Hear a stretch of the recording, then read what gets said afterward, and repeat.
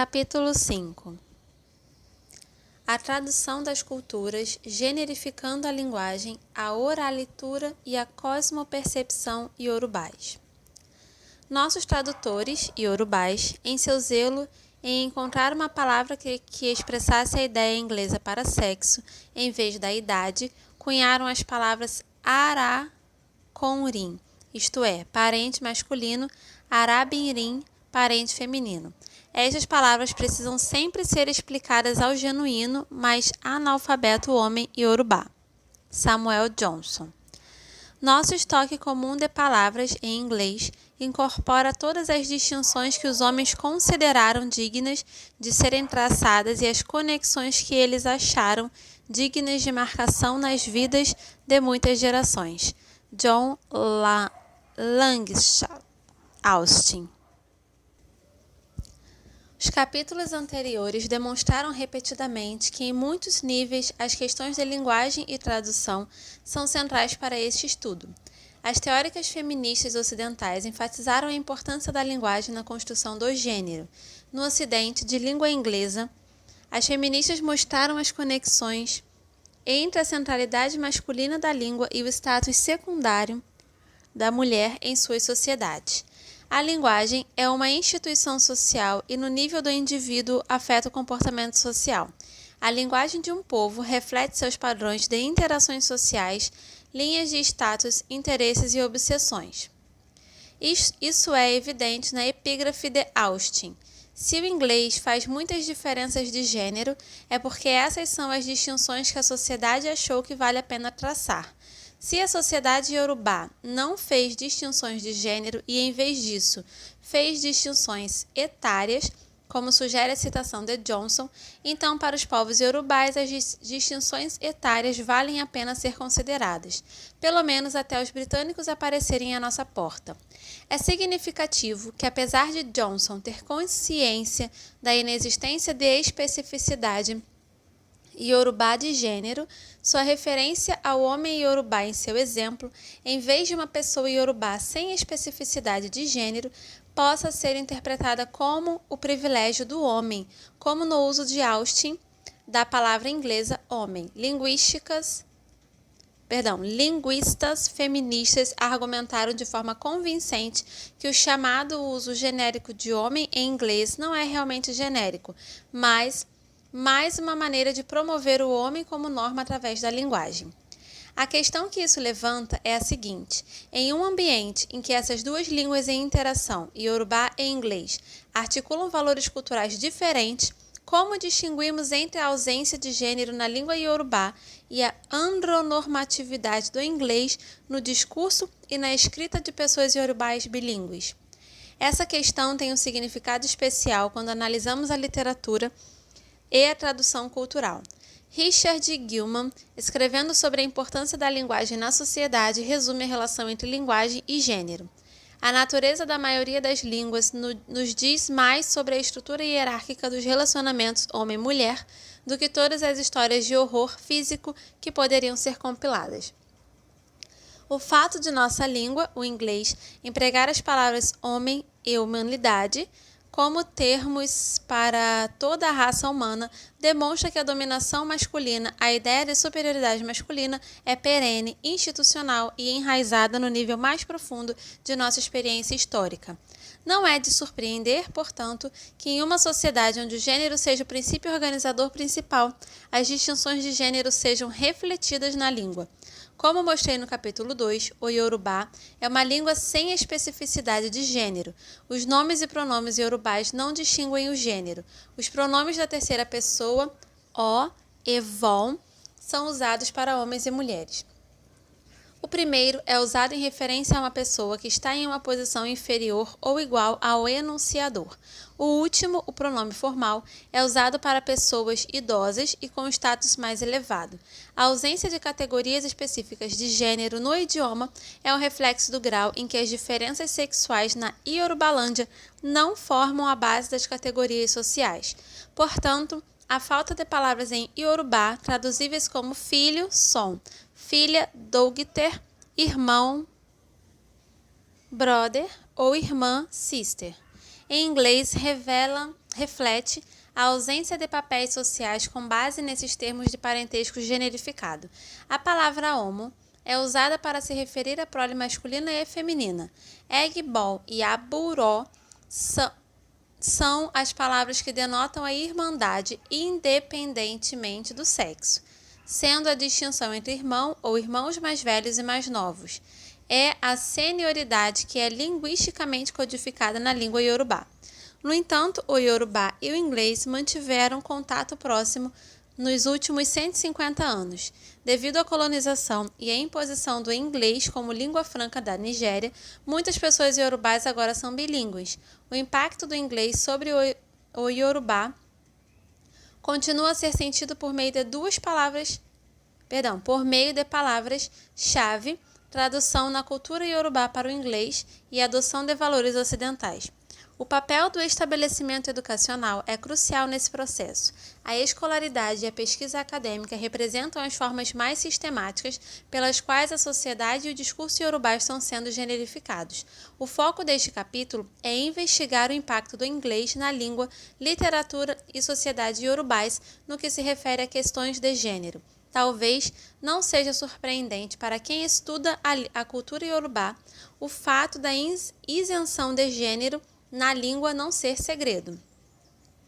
O intrigante, no entanto, é o fracasso de muitas dessas pessoas dedicadas à pesquisa em examinar o significado e as implicações desse fato em seu próprio trabalho.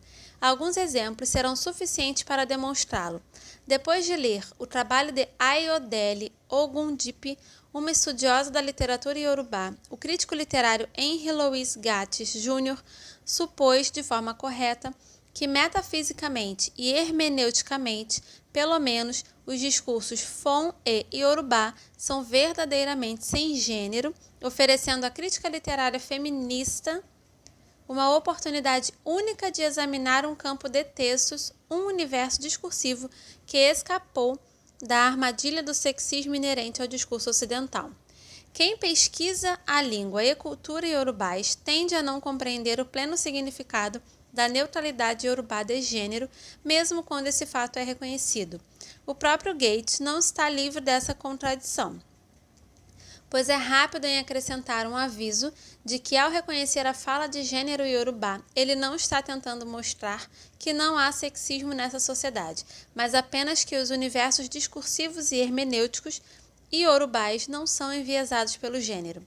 Como a linguagem faz parte do comportamento social, é impossível separar o discurso e o comportamento social iorubá, como sugere Gates.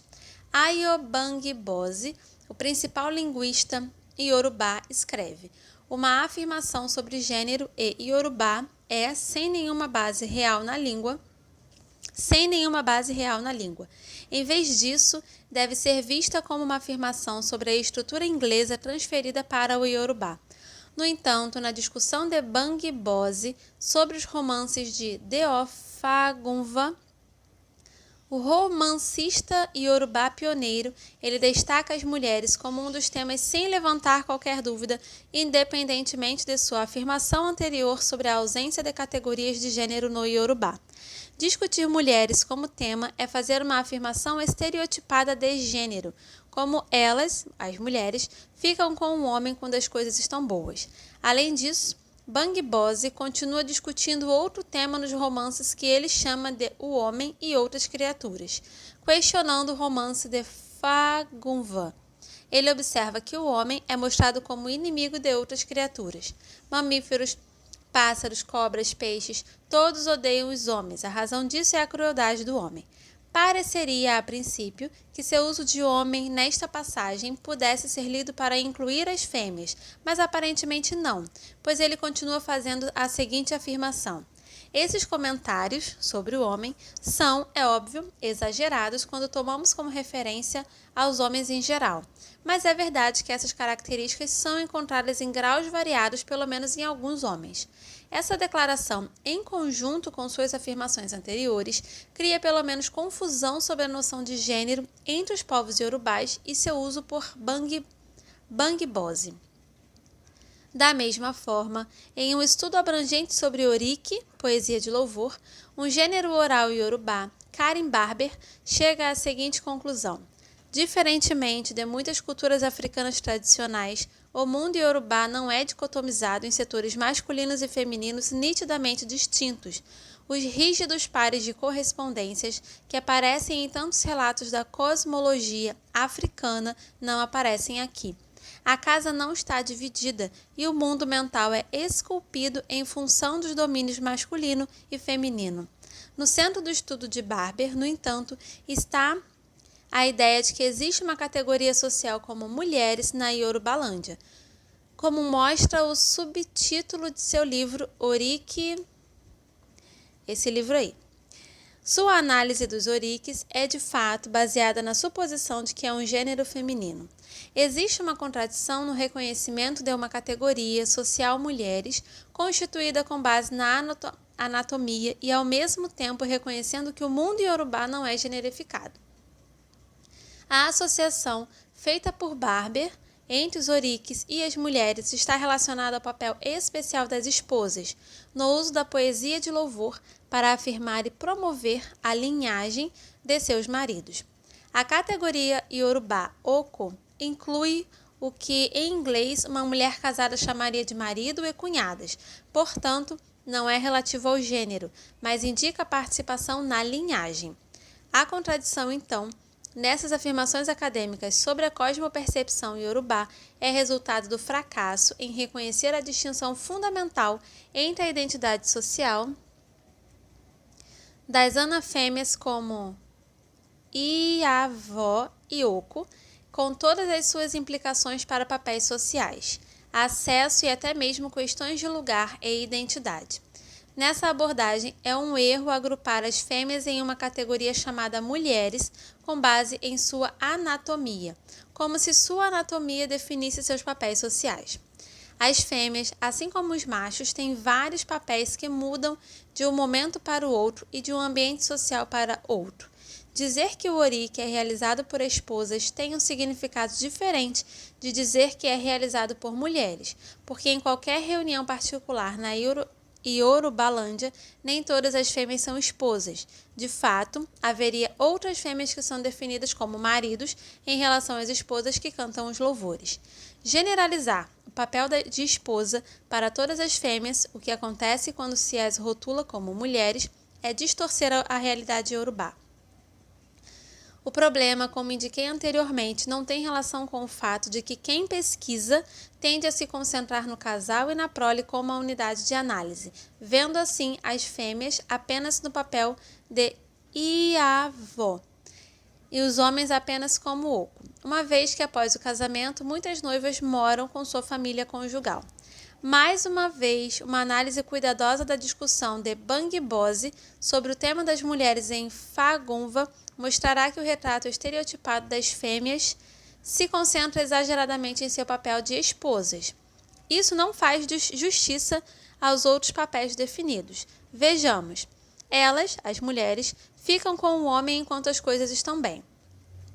Ou o declínio do pai do herói em quase todos os romances se deve principalmente ao acúmulo de esposas.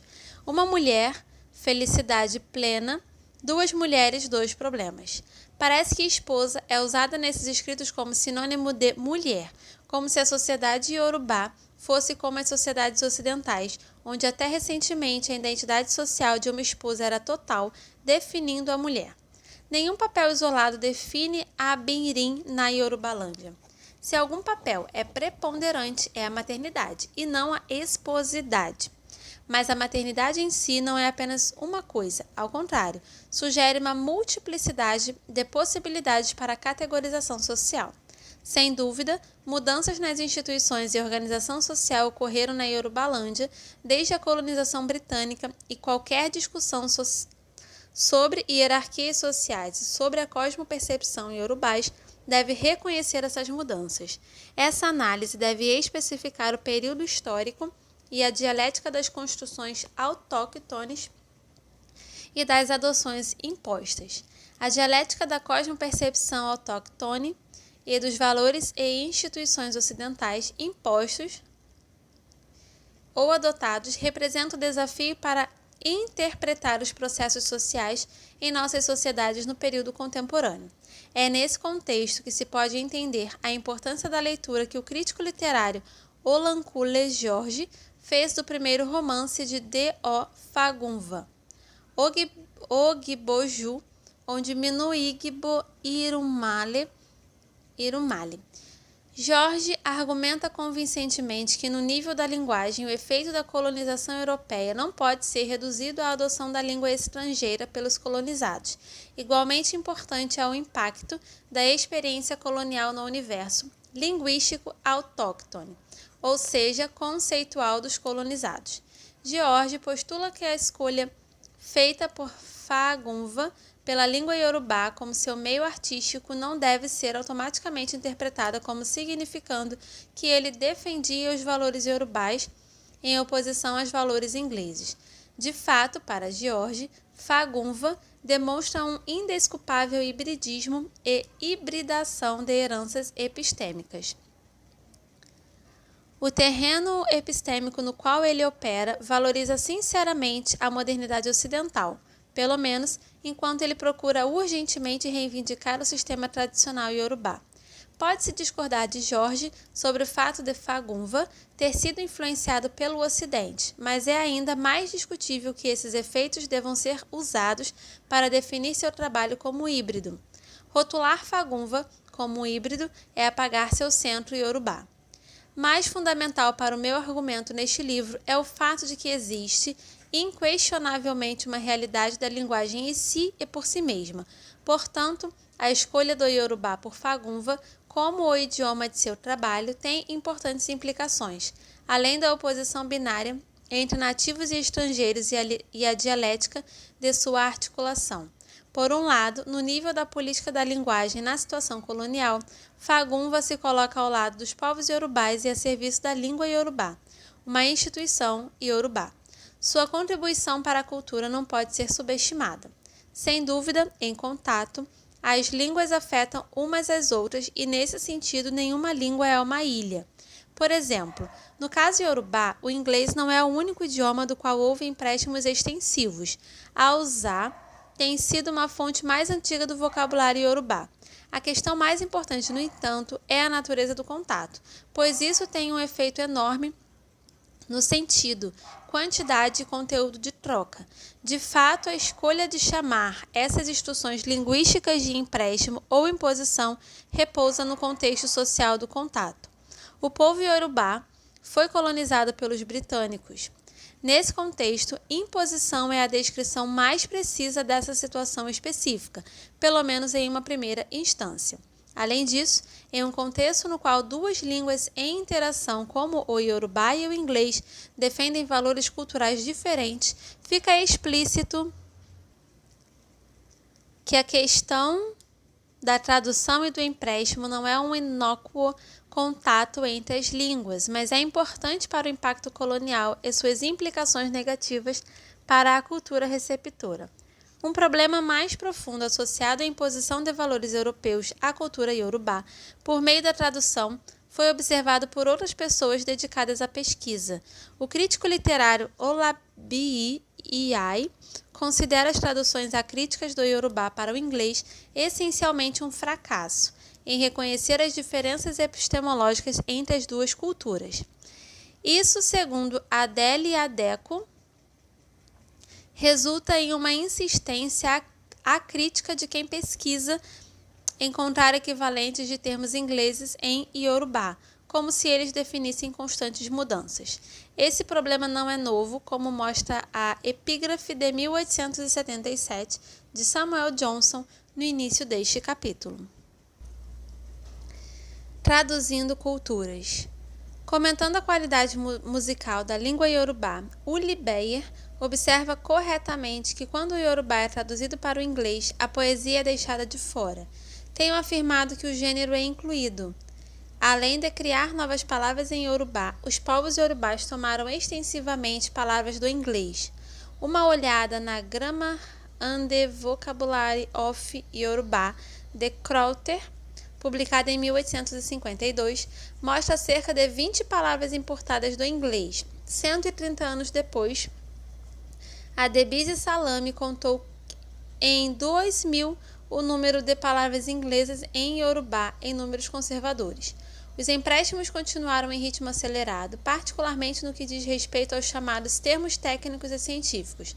Também houve empréstimos de gênero, sendo os mais notórios duas pequenas palavras que podem ser encontradas nas partes mais remotas da Yorubalândia hoje, mesmo entre as pessoas falantes monolíngues iorubás.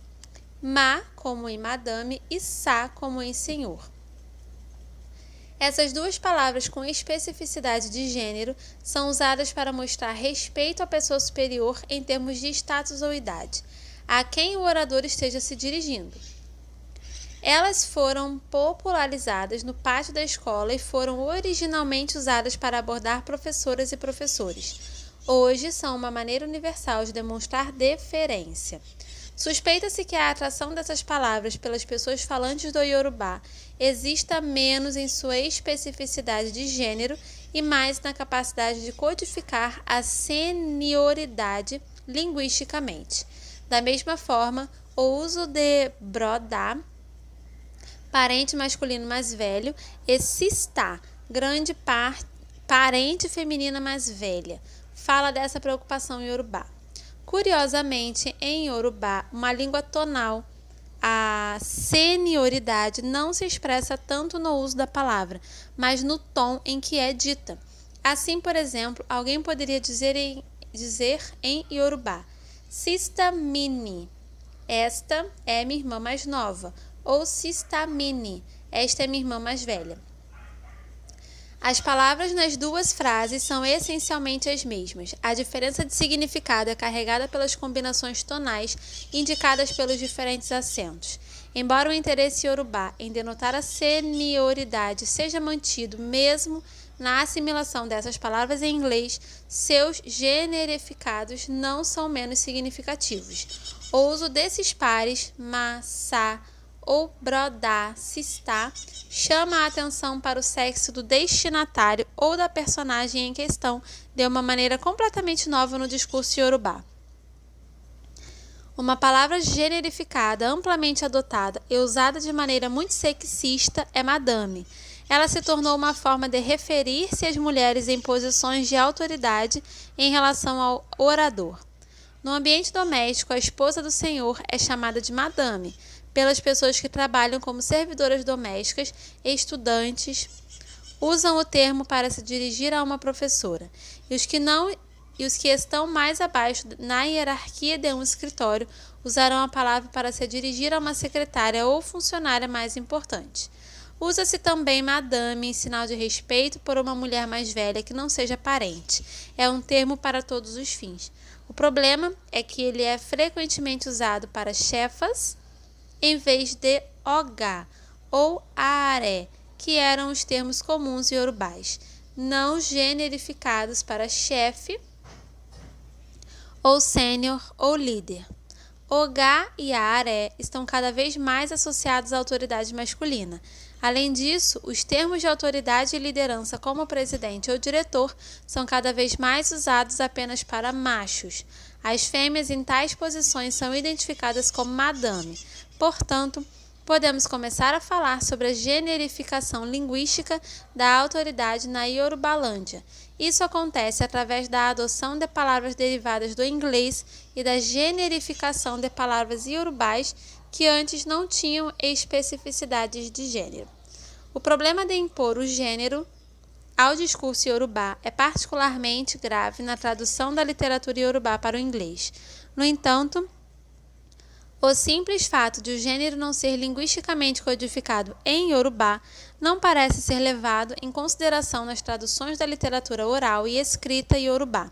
Por exemplo, como observado anteriormente, os pronomes iorubais não específicos, o e von, são traduzidos como ele, eles, como se fossem equivalentes. A palavra iorubá eniyan, que significa humanos, é rotineiramente traduzida como homem, e a palavra iorubá homo, que significa criança ou prole, é rotineiramente traduzida como filho.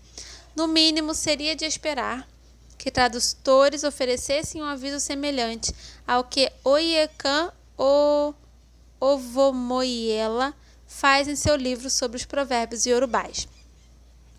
Uma palavra sobre meu uso de pronomes pessoais. Os pronomes iorubais são neutros em termos de gênero. Ao usá-los, portanto, não se recorre ao risco de sexismo não intencional, como ocorre com os pronomes ingleses. Eu achei um pouco desajeitado usar a combinação ele ou ela, ou o ou a. Espero que quem me leia aceite o uso de pronomes masculinos com aplicação universal no espírito não sexista em que eu os uso. Este é um raro reconhecimento da imposição do sexismo do inglês na literatura iorubá através da tradução.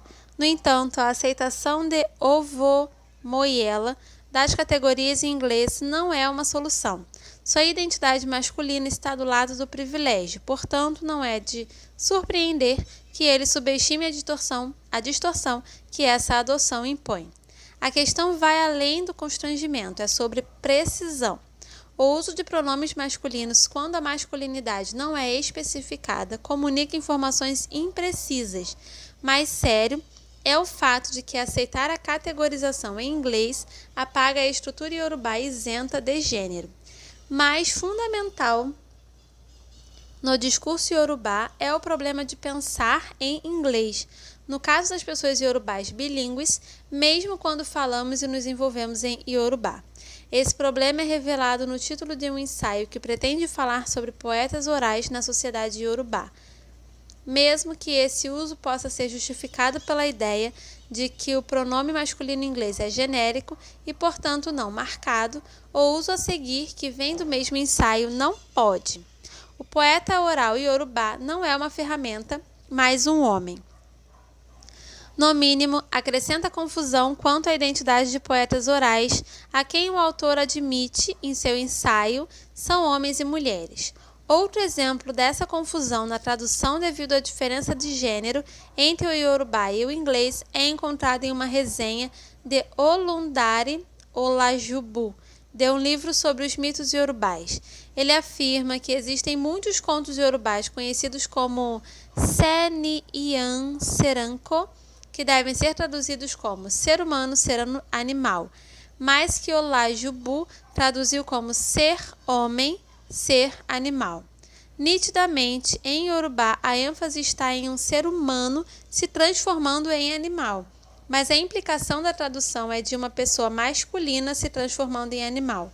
A palavra iorubá, eniyan, não significa homem, ressalta os seres humanos em geral. Muitas das pessoas que registraram e traduziram a literatura oral iorubá são treinadas como críticos literários e, portanto, a principal ferramenta de seu trabalho é a linguagem. Portanto, não se pode desculpar sua falta de atenção a um fator tão crítico na tradução do iorubá para o inglês. Assim, construções como esta de outro estudioso iorubá são preferíveis. Poetas orais iorubais não apenas procuraram explicar o mundo, também alimentaram as chamas da curiosidade nas crianças. Obviamente, o inglês pode ser usado de maneira menos generosa. A formação das pessoas iorubais dedicadas à pesquisa faz parte do problema, e esse fato também foi apontado como uma razão para o privilégio da literatura escrita sobre a oral. As observações de Olabii e Ai são relevantes. As pessoas que realizam a crítica da poesia oral são quase invariavelmente treinadas nas críticas à poesia escrita antes de se especializarem na oralidade. Essa inversão cronológica, aparentemente inofensiva, é consagrada como lógica na medida em que a crítica da literatura escrita serve de base à crítica da poesia oral, sendo esta última vista como seu apêndice. A literatura escrita na Yorubalândia é principalmente a literatura escrita por iorubás em inglês e até a literatura em língua iorubá é influenciada pelo inglês. Isso ocorre porque a maioria das pessoas dedicadas, se não todas, à escrita da literatura são bilíngues, iorubá e inglês, formadas principalmente em inglês. Como resultado, o viés de gênero transmitido em inglês é transferido para a literatura iorubá. A pesquisa em língua e gênero vai além da análise da estrutura da língua. As feministas também estão preocupadas com as diferenças de gênero no uso da língua, e algumas delas argumentam que a diferença entre o discurso de homens e mulheres está relacionada ao sexismo da língua inglesa. Nos Estados Unidos, por exemplo, algumas pessoas dedicadas à pesquisa argumentam que homens e mulheres falam diferentes idiomas de gênero. Não há evidências suficientes sobre sociedades não ocidentais para justificar uma conclusão tão decisiva. No entanto, os antropólogos também se preocuparam com a relação entre gênero e fala e articularam uma maneira de conceituá-la em um subcampo conhecido como etnografia da fala. De acordo com Joel Scherzer, a etnografia da fala está preocupada com o uso da linguagem no contexto social e cultural. Ela também se preocupa com as maneiras pelas quais as formas de discurso e os padrões de fala estão relacionados aos vários papéis em uma sociedade, como os de homens e mulheres. Ele continua sugerindo que a distinção de gênero na linguagem em sociedades industrializadas estão, por um lado, relacionadas à gramática superficial, a maneira de falar, que usa certas categorias de palavras mais que outras e assim por diante.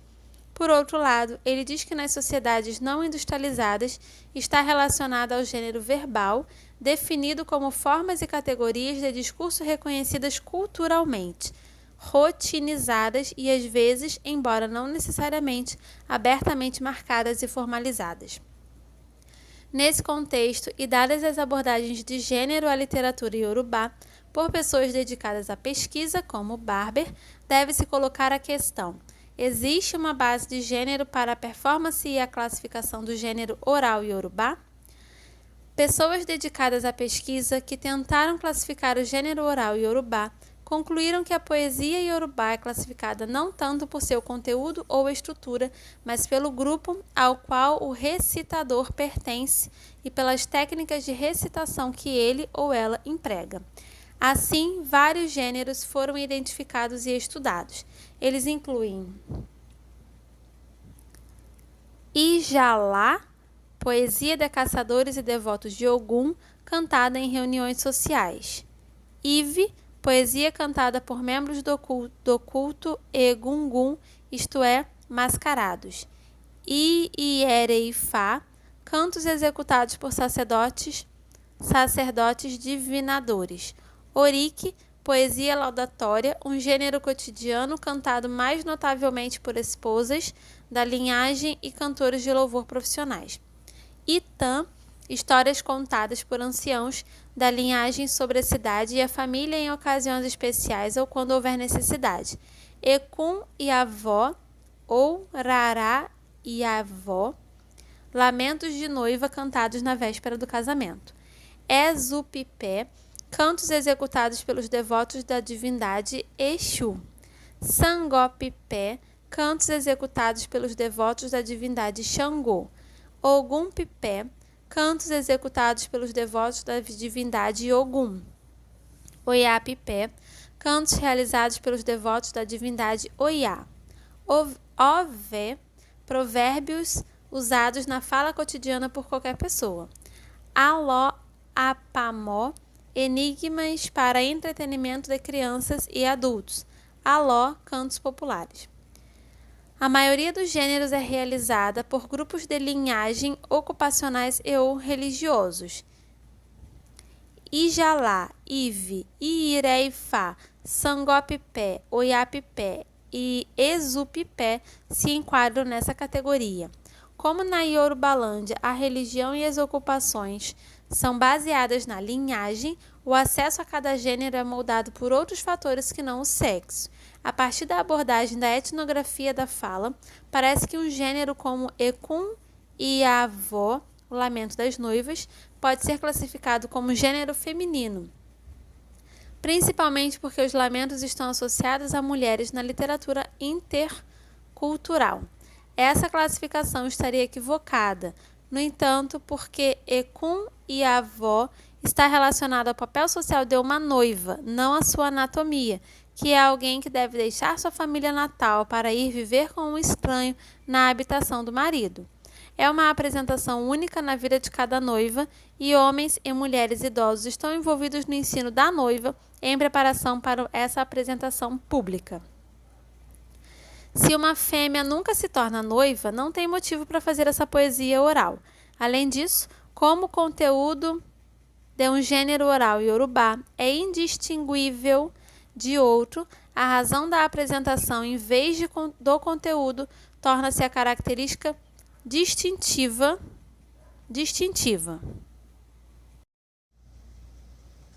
Como explica Olajubu, todas as principais formas da poesia iorubá se baseiam em uma fonte comum de nomes laudatórios, provérbios e ditados sábios. Eles empregam o mesmo padrão de linguagem poética. A maioria dos gêneros verbais iorubás se baseia nos oriques, classificados como um gênero por si só. Mas as pessoas dedicadas à pesquisa também notaram a dificuldade de distinguir o orique de outros gêneros devido à sua onipresença. Barber chama o orique de discurso mestre, devido às suas expressões múltiplas. Na vida cotidiana, outros gêneros verbais são compostos principalmente por ele. Parafraseando Barber, os oriques são compostos por inúmeros temas de todos os tipos, humanos, animal e espiritual, e são executados em diferentes modos ou gêneros. Eles são um componente central de quase todas as cerimônias significativas na vida da habitação e da cidade e estão constantemente no ar na forma de saudações, congratulações e anedotas. A onipresença dos oriques e o número infinito de usos para os quais se designam torna difícil entender o que Barber quer dizer quando ele o rotula de gênero feminino em seu estudo da forma na cidade de Okuku. Da mesma forma, a preocupação no campo da etnografia, da fala com a identificação de gêneros orais com homens ou mulheres, está relacionada à constituição de homens e mulheres como categorias a priori, com base na anatomia, o que não é necessariamente uma maneira universal de estruturar o mundo social. Na Yorubalândia, não podemos falar de papéis de gênero. Hoje, em vez disso, podemos falar dos papéis de Oku, Oiá, noivas, irmãs ou irmãos mais novos, mães, sacerdotes de Ifá ou devotos de Ogum, por exemplo. Distinções na fala e gênero oral estão mais relacionadas a papéis sociais do que a diferenças bianatômicas. Na Yorubalândia, a fala não pode ser caracterizada pelo gênero da pessoa falante. Pelo contrário, a posição na qual se fala determina o modo de discurso e a escolha dos pronomes. Por exemplo, como a língua iorubá é minuciosa com relação à senioridade, apenas as pessoas mais velhas podem se dirigir a alguém com um determinado nome na fala e também podem usar o pronome informal o. Da mesma forma, Iavó, sendo subordinada, deve abordar seu parceiro conjugal usando o e, pronome que denota senioridade. No entanto, como ninguém fica permanentemente em uma posição subordinada de um momento para o outro ou de um orador para o outro, a posição muda. A fala de qualquer indivíduo é fluida e mutável, refletindo a posição em uma interação social em um particular momento no tempo. O discurso de machos e fêmeas exibe o mesmo tipo de características porque ambos têm oportunidade de ser mais velho e mais novo, dependendo de com quem estão interagindo. Distinguir a fala masculina e feminina na língua iorubá é uma questão empírica que exige pesquisa. A preocupação dos últimos tempos com a rotulagem de textos como masculino ou feminino pode ser necessária em algumas culturas, mas o que torna um texto específico com relação ao gênero deve ser explicado e não assumido. Será que um texto é feminino ou do gênero feminino? Porque somente e todas as mulheres têm conhecimento dele? Ou porque na sociedade em particular somente as mulheres têm permissão para executá-lo? Ou por causa de alguns outros critérios. O ponto é que as condições desse tipo de categorização devem ser explicitamente estabelecidas, fazendo o gênero uma pesquisa arriscada. Esta seção analisa um estudo da tradição oral iorubá, que levantou questões interessantes sobre gênero e língua, além de oferecer um estudo de caso sobre como as predileções ocidentais de gênero são impostas à cultura iorubá. O estudo é intitulado Ezu Eligbara, de Ayodele Ogundipe. É um estudo sobre Exu, a divindade iorubá da incerteza, realizado por meio da poesia, narrativas e mitos laudatórios coletados com os devotos da divindade. O estudo é interessante pelos seguintes motivos. 1. A especificidade sexo-anatômica, ou a falta dela, de Exu tem sido crítica para muitas interpretações acadêmicas do lugar da divindade na religião e no pensamento iorubá. A contribuição de Ogundipe é ir além das atribuições de gênero e mostrar que na construção autóctone de Exu, a divindade é frequentemente representada, tanto como fêmea quanto como macho. Consequentemente, ela demoliu de forma convincente a ideia de que Exu é uma divindade fálica. 2. Os dados para o estudo foram coletados de dois grupos de devotos, o grupo de Lagos, que era de machos, e o grupo de Ibadã, do sexo feminino. Isso deve nos dar a rara oportunidade de descobrir se há algum efeito de gênero no conhecimento dos devotos, modo de culto e na maneira como são apresentadas e apresentados por quem precisa. 3. A autora, uma mulher iorubá, afirma que seu sexo e idade afetam sua capacidade de coletar os dados. No entanto, ela não analisou o impacto dessa alegação de maneira sistemática. Os dados para o estudo foram coletados no final da década de 1960, com grupos devotos de Exu com Lagos e Ibadã. Ogundipe afirma que havia certas partes do santuário de Exu onde as mulheres não eram aceitas. Ela sente que o grupo masculino de Lagos relutava em discutir alguns assuntos em sua presença por causa do seu gênero feminino e pouca idade. Ela explica essa situação.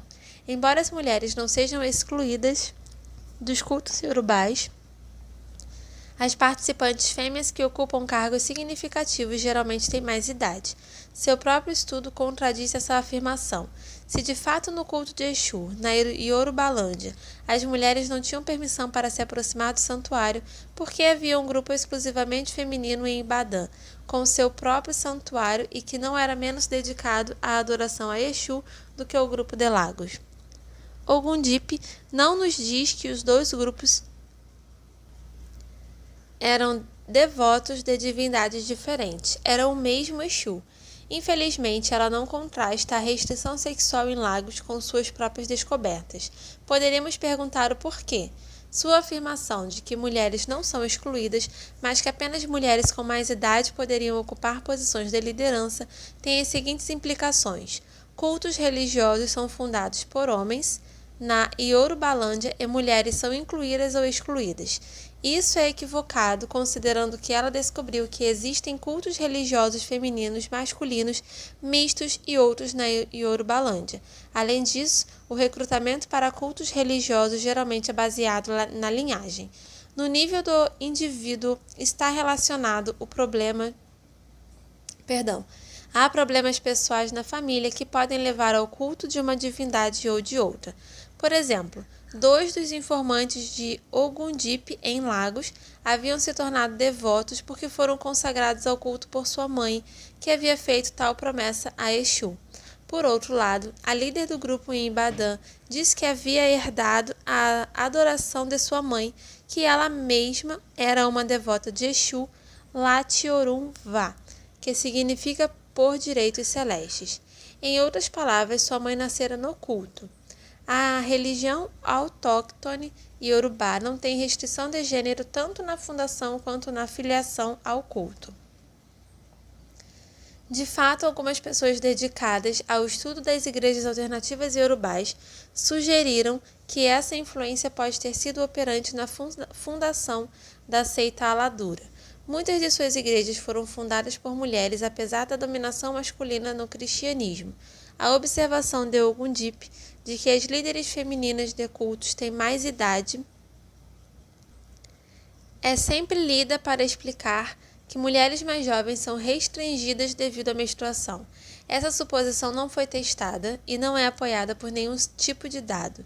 Não foi demonstrado que existam tabus menstruais nos cultos autóctones e iorubais e em algumas das igrejas cristãs iorubais em que essas restrições foram identificadas. Vale a pena investigar a influência das religiões mundiais, islamismo e cristianismo, que possuem tais restrições. Finalmente, acho que é falso apontar que mulheres em posições de liderança tendem a ser idosas. Em geral, o mesmo parece ser verdade para a liderança masculina. Uma revisão contínua do estudo sugere que Ogundipe aceita acriticamente as afirmações de alguns de seus informantes sobre sexo e desconsidera as informações contrárias das devotas e de suas próprias descobertas. Esse privilégio dos homens pode estar relacionado aos seus próprios vieses e pressupostos que se baseiam em sua formação acadêmica e formação cristã, ambos ocidentais e importantes fontes de distinções de gênero. Isso não é específico de Ogundipe. A maioria das pessoas africanas dedicadas à pesquisa tem antecedentes semelhantes. Há nitidamente um viés masculino na maneira como ela escreve sobre os dois grupos de pessoas devotas. Isso é particularmente aparente em sua biografia dos diferentes informantes. É preciso lembrar que seu principal interesse para adquirir conhecimento sobre Exu por meio da poesia oral e da prosa do culto. Em sua breve biografia das informantes, ela diz sobre Mutil Adeleke, de todas as mulheres. Mutil era certamente a mais bonita. Uma mulher de aparência impressionante na casa dos 40 anos, uma mulher não convencional, apesar de sua boa aparência. Sobre a Gizaf Mozebulatan, uma devota idosa de 60 ou 70 anos, as mulheres disseram que ela era uma beldade quando era mais nova, mas achei difícil de acreditar, porque ela parecia tão envelhecida e enrugada quando a conheci. Além do fato de que alguém possa se perguntar como esse tipo de informação sobre o concurso de beleza se relaciona com a devoção das mulheres à sua divindade, intriga o tipo de perguntas feitas pela pesquisadora que tenham ensejado essas declarações para mulheres sobre a beleza desbotada de Agizaf. Ao escrever sobre os homens, essas informações não são oferecidas, mesmo quando Ogundipe se concentra em sua aparência física. De Gibadamose Akane, um informante masculino, ela afirma: de porte e altura medianos, ele parecia mais alto do que realmente era, porque se mantinha muito ereto. Bola Exubii, outro macho, era um homem baixo e escuro na casa dos 50 anos, e Moses Olegede era um homem escuro e magro. É óbvio que ela não oferece nenhuma informação sobre quem era o mais escuro e o mais bonito dos três, como fazia com as mulheres. O modo como ela descreve as habilidades de dança de dois informantes, um macho e uma fêmea, ambos coincidentemente chamados Bola, é interessante. Sobre Bola Exubii, o macho, ela escreve: ele era um dançarino habilidoso. Sobre Bola Exubuni, a fêmea, ela escreve: Bola era uma dançarina magnífica. Durante um dos festivais, ela dançava como uma tempestade. Ficamos com a impressão de que a dança é natural para a fêmea, mas o macho teve que cultivá-la. Essa interpretação recorda a distinção de gênero que algumas feministas observaram nas culturas ocidentais, nas quais as mulheres estão associadas à natureza e os homens à cultura. O problema do viés do gênero continua em sua descrição das lideranças dos dois grupos. Vamos comparar as informações que ela apresenta sobre eles. Baderinva Ezumbuni, a fêmea. Baderinva Ezumbuni comandou as pessoas devotas de Ibadan. Uma mulher alta e robusta com mais de 60 anos, Baderiva foi certamente a grande dama do grupo. Todos os outros membros do grupo se intimidavam diante dela. Baderiva era uma mulher majestosa, com pele escura e brilhante e penetrantes olhos vermelhos. O Elegushi macho. O Elegushi é o título tradicional do Sr. J.O. Buraimô, um homem alto e magro com mais de 70 anos, que tinha a cabeça raspada e uma aparência rigorosamente limpa. O Sr. Buraimó teve uma presença muito intimidadora. Seus olhos luminosos olhavam fixamente.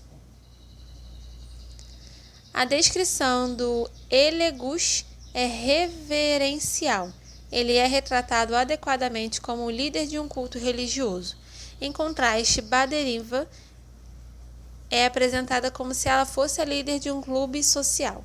Alguém se pergunta se sua pele escura e brilhante era uma de suas qualificações para a liderança como a grande dama do grupo. Mesmo quando Ogundip está discutindo um atributo obviamente semelhante dos dois líderes, ele é apresentado como negativo no feminino e positivo no masculino. Quando Ogundip escreve que o grupo se intimidava com Baderinva, fica-se com a impressão de que ela procurou ativamente intimidar o grupo. Elegushi, em contraste, sem esforço, tinha uma presença muito intimidadora. Seus olhos eram luminosos, enquanto os dela eram penetrantemente vermelhos. O tratamento de Ogundip às devotas é ainda menos reverente, se não totalmente desrespeitoso. Por exemplo, isso acontece quando a pesquisadora pergunta a Baderinva, a quem havia descrito anteriormente como uma comerciante próspera, uma mulher que vive em uma casa grande, mãe de 5 filhos, se ela era casada. É difícil imaginar como Ogundip, uma jovem urubá que se apresentara como uma pessoa de dentro da cultura, poderia ter dito para Madame Baderinva, que teria pelo menos a mesma idade da mãe da pesquisadora: "Você é casada?" Não há maneira que não seja indelicada de fazer isso em Yorubá. Para coroar tudo, ao relatar a reação de Baderinva a essa pergunta, Ogundip escreve que ela simplesmente deu uma risadinha. Para uma mulher descrita como tendo 60 e poucos anos, robusta, uma comerciante próspera, uma mulher de recursos, mãe de 5 filhos, o verbo rir parece totalmente deslocado. Baderinva não era uma colegial. Ela era uma líder de 60 e poucos anos de um culto religioso. Em sua dimensão individual, as devotas são apresentadas de maneira diferente dos homens no que tange ao coletivo, também existem diferenças principalmente na forma como são nomeadas. Os informantes de Lagos, o grupo masculino, são referidos de várias formas como grupo Ido, anciãos, membros, devotos de Exu, e o grupo feminino de Ibadan é simplesmente chamado de mulheres. As mulheres começaram a guardar objetos religiosos dentro de casa. As mulheres envolvidas em diferentes meios de subsistência. O grupo de mulheres da habitação de Olunloyo, quando Ogundip visitava a líder feminina, ela ensinava seus filhos para buscar as outras mulheres. Já em Lagos, quando visitava a casa do líder masculino, membros importantes do grupo foram então convocados. A partir desta apresentação, obtém-se a nítida impressão de que as devotas eram, antes de tudo, mulheres e que essa era a base para se reunirem como um grupo, em vez do fato de que elas cultuavam juntas como membro de um culto religioso. A referência constante a elas como mulheres e não como devotas sugere que elas se encontraram principalmente para se socializarem e apenas como uma reflexão tardia se envolviam no culto. Isso é óbvio, lança uma sombra sobre a seriedade de sua devoção religiosa. Ogundip não nos oferece nenhum fato a respeito do comportamento delas que sugerisse que as devotas eram menos dedicadas à sua divindade. Pelo contrário, ela escreve: Baderinva tinha um conhecimento muito esotérico do culto a Exu. Ela sempre se preparava ritualmente, assim como as outras mulheres antes de cada entrevista. Não se podia simplesmente entrar e começar uma discussão sobre Exu. Havia sacrifícios a serem oferecidos e às vezes limpeza ritual a ser realizada antes que qualquer discussão séria pudesse ocorrer. Ogundip funciona como um vetor das normas ocidentais de gênero, inserindo-as em seu estudo. Maria Black e Rosalind Coward postularam que a exclusão das mulheres como representantes de uma humanidade generalizada no idioma inglês não é produto de uma regra semântica. Em vez disso, é devido ao fato de que os atributos do homem podem de fato desaparecer em um sujeito não generificado.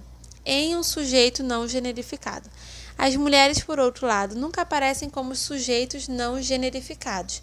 Ogundip transferiu esse problema do viés sexual na língua e na sociedade inglesas para seus sujeitos. Ela apresenta as devotas como tendo uma identidade de gênero.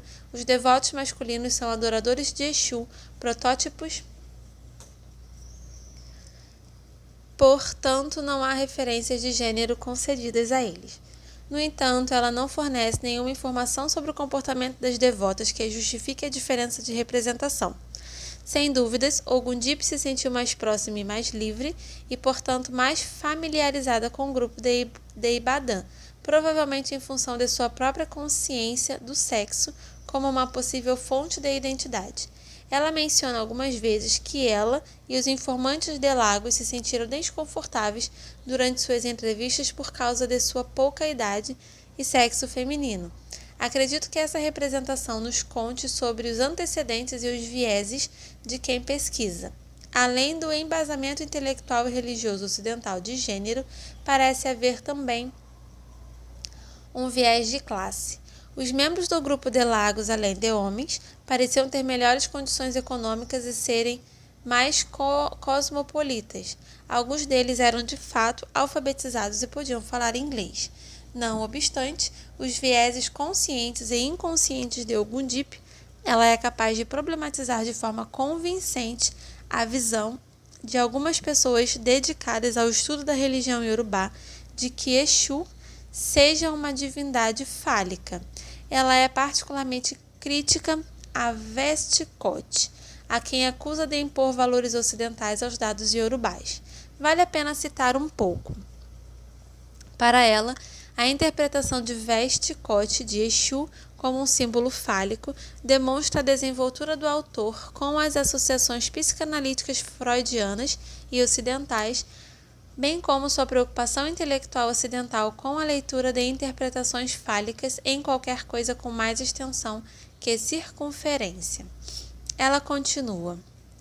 Com macho ou fêmea na escultura, Exu geralmente usa um penteado elaboradamente longo, ocasionalmente estilizado como um falo.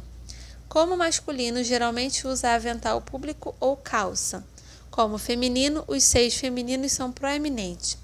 Exu também é retratado de várias maneiras, como um cachimbo, com um cachimbo na boca, um bastão na mão, chupando o polegar ou soprando um apito. A própria Ogundip não está totalmente livre de associações ocidentais, no entanto, mesmo quando conclui corretamente que a apresentação de Exu na religião iorubá é masculina e feminina.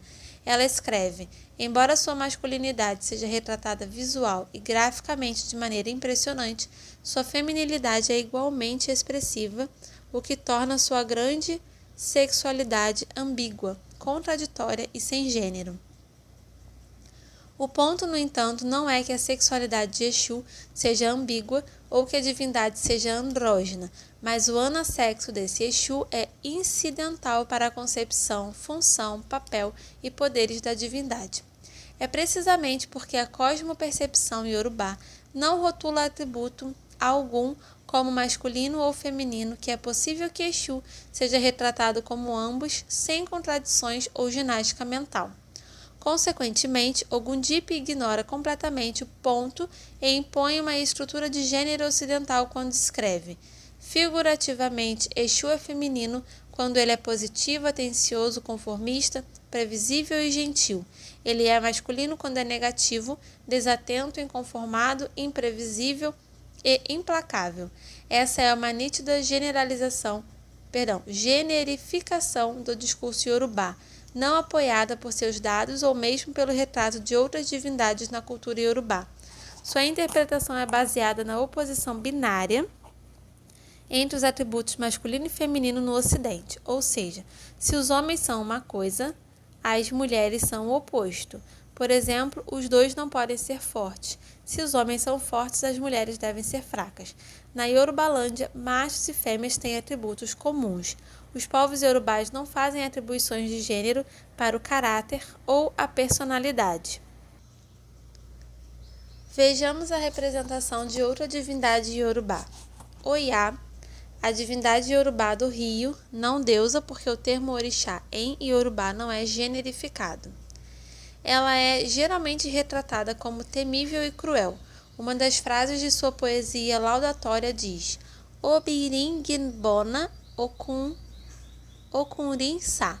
Literalmente, as fêmeas entram no caminho, os machos correm. Todo mundo foge quando ela aparece.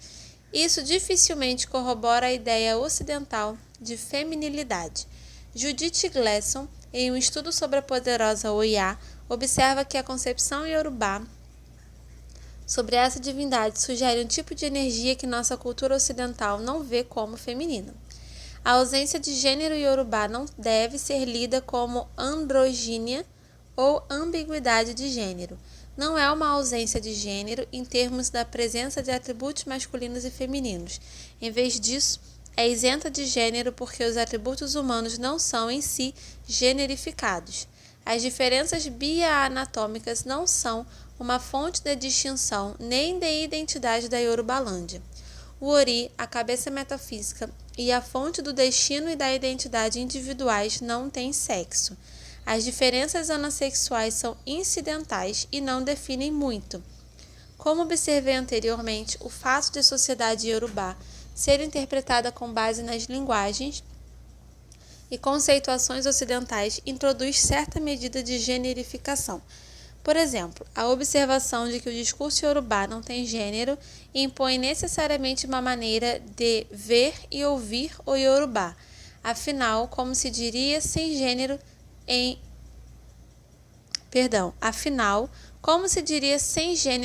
iorubá? Essa não é uma categoria iorubá e só tem significado em um discurso que está no processo de encaixar o iorubá no padrão dominante ocidental. Iorubá, uma língua sem gênero em um mundo repleto de gênero. O iorubá está mudando e, como muitas línguas africanas, mudando rapidamente, resultado em parte da imposição de línguas e estruturas europeias nas sociedades africanas. Uma das mudanças mais notáveis na cultura iorubá é a crescente importância das categorias de gênero na língua, literatura e sociedade.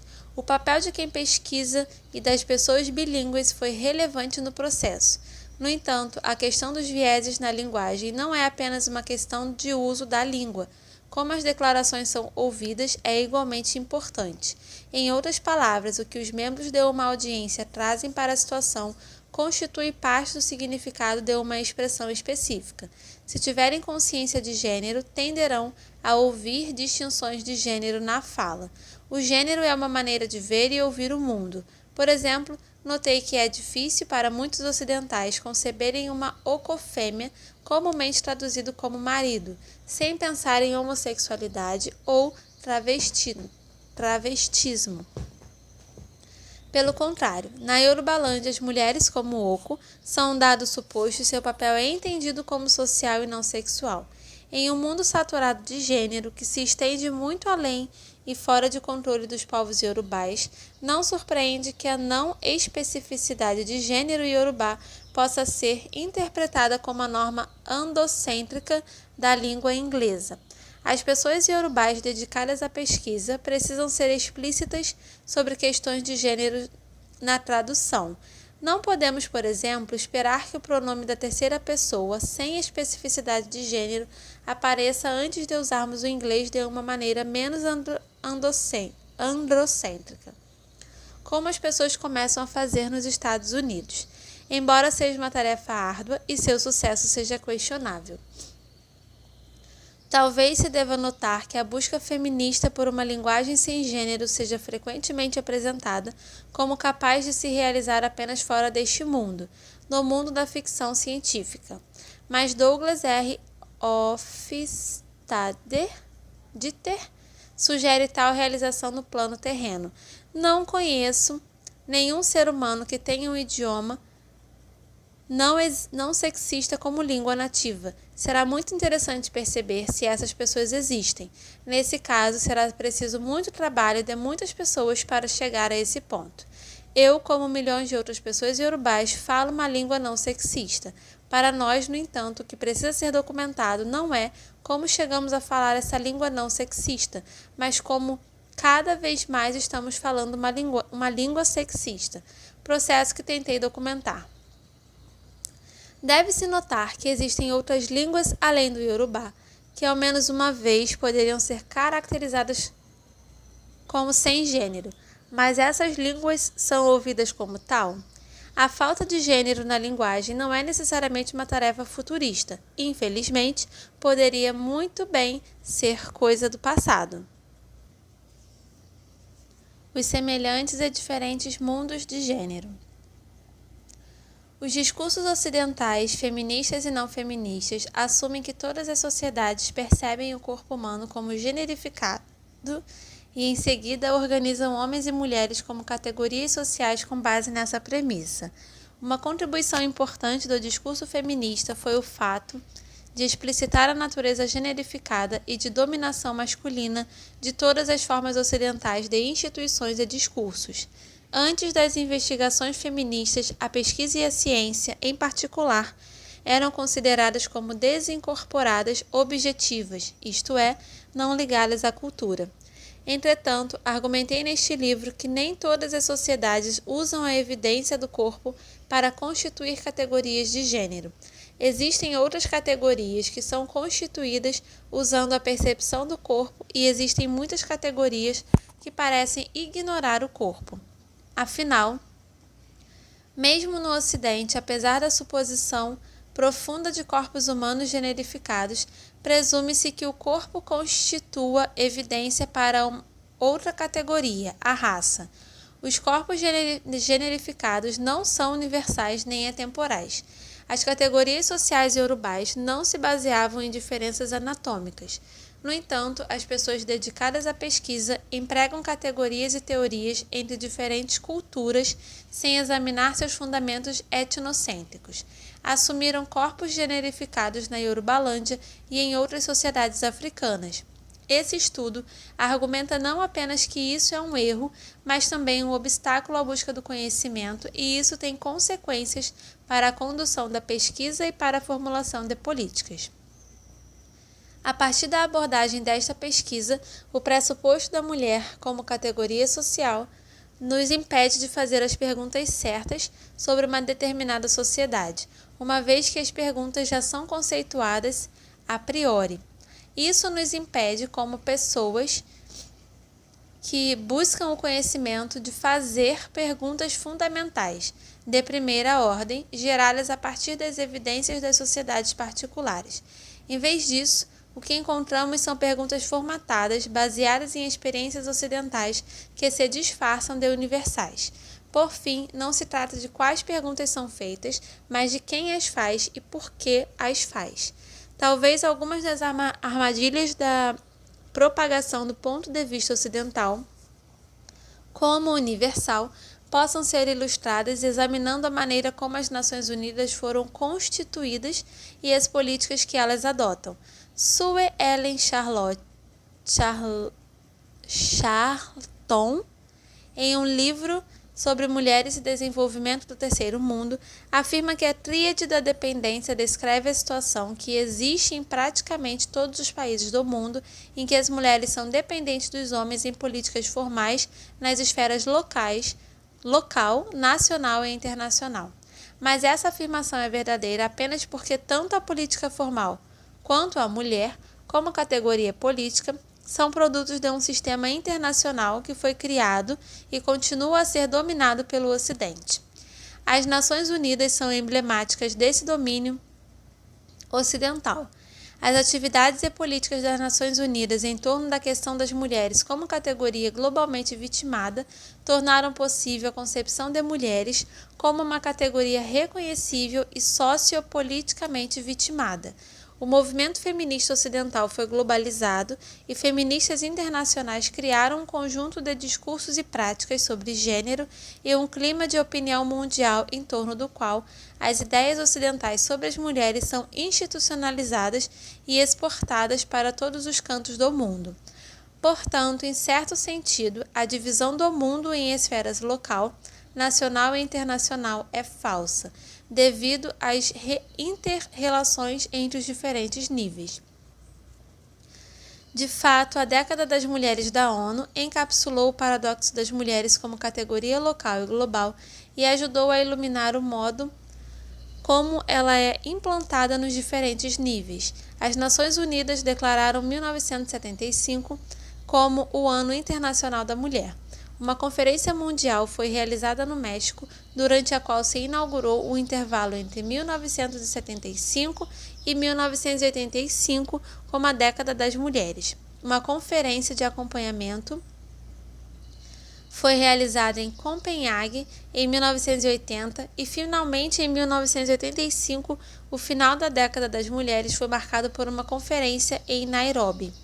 A importância da década das mulheres se relaciona com a maneira como inequivocadamente coloca as mulheres como uma categoria vitimizada na agenda mundial.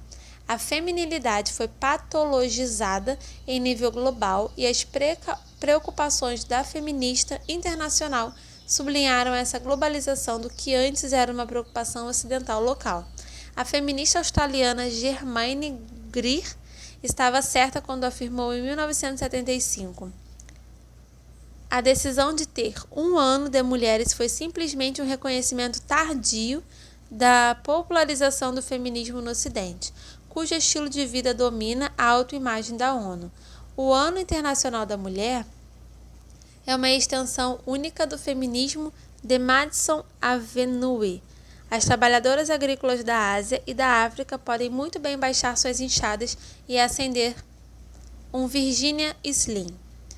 Mais do que isso, o foco das mulheres pelas Nações Unidas representou uma convergência de interesses entre feministas ocidentais, governos ocidentais e as Nações Unidas. A preocupação das feministas com o controle da reprodução das mulheres coincidiu com os interesses dos governos ocidentais e das Nações Unidas em controlar o crescimento populacional do terceiro mundo. A Conferência das Mulheres de 1975 foi essencialmente uma continuação da Conferência da População da ONU, realizada em Bucareste no ano anterior. A divergência de opinião entre feministas ocidentais e feministas no terceiro mundo nessas conferências sobre o que constitui as questões e prioridades das mulheres ressalta a dificuldade de conceber uma categoria sociopolítica de mulheres em nível global.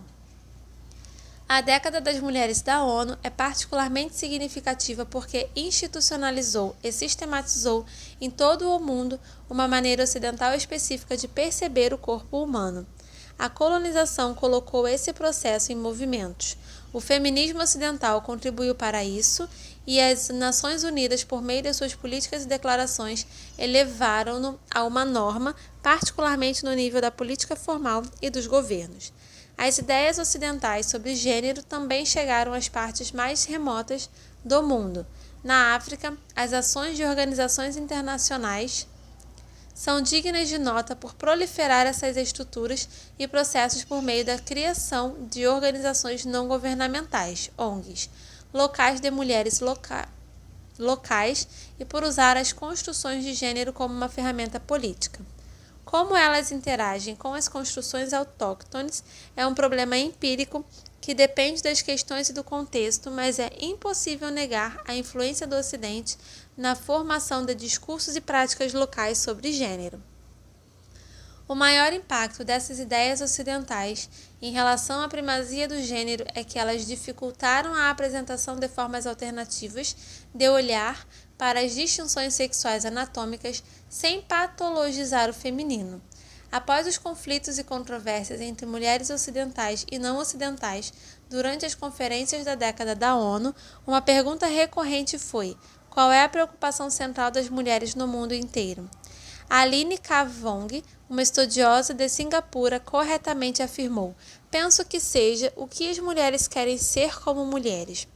Mas muito mais do que isso, deve se perguntar por que essa categoria, mulheres, foi escolhida e qual é a composição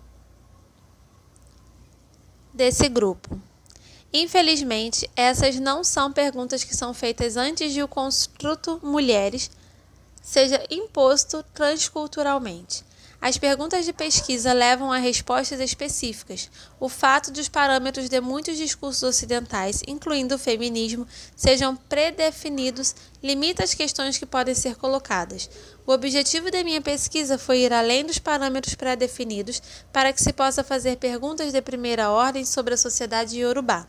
A tarefa não foi simples porque tive que elucidar porque, em primeiro lugar, as categorias de gênero são investigadas na Yorubalândia e porque as anafêmias iorubás foram consideradas subordinadas e vitimizadas antes mesmo de a pesquisa ser realizada em sua sociedade. Perguntas como: por que as mulheres são vitimadas ou subordinadas? E qual é a divisão sexual do trabalho? Não são perguntas de primeira ordem em relação à Yorubalândia, porque essas duas questões pressupõem o gênero. Perguntas fundamentais para uma pessoa interessada na organização social podem ser: qual é a concepção iorubá da diferença? E o corpo humano é usado como evidência nessa conceituação? Uma pessoa curiosa, dedicada à pesquisa sobre diferença e hierarquia, pode perguntar: o que constitui a diferença na Yorubalândia? Não é de forma alguma óbvio que todas as sociedades concordem com o que constitui diferenças sexuais. Por exemplo, no Ocidente, hormônios e cromossomos fazem parte da distinção, mas em muitas outras sociedades essas conceituações estão ausentes. As pessoas dedicadas à pesquisa precisam interrogar seus próprios pontos de vista e vieses enquanto colocam questões, coletam dados e interpretam evidências. Para começar, quem pesquisa deve levar a sério a advertência de Linda Nicholson de que é hora de nós, ocidentais, reconhecermos explicitamente que nossas reivindicações sobre mulheres não se baseiam em uma determinada realidade, mas emergem de nossos próprios lugares na história e na cultura. São atos políticos que refletem os contextos em que emergimos e os futuros que gostaríamos de ver. O presente livro abre um caminho para fazer perguntas fundamentais de primeira ordem sobre gênero e diferença na sociedade iorubá. Isso mostrou que nosso interesse em gênero na Yorubalândia não pode ser separado do domínio ocidental, da constituição da academia pesquisa e das esferas sociopolíticas e econômicas do mundo. Por fim, este estudo levanta a questão de saber se é possível ter questões e interesses independentes de pesquisa, dadas as origens ocidentais da maioria das disciplinas e o contínuo domínio ocidental do mundo, por enquanto. E é isso, galera. Esse foi o capítulo 5. Mais abaixo ela coloca os agradecimentos. Logo após, as notas. E após as notas, nós temos o pós-fácil, que eu vou ler no próximo vídeo, tá bom? Um beijo, até o próximo vídeo. Tchau, tchau.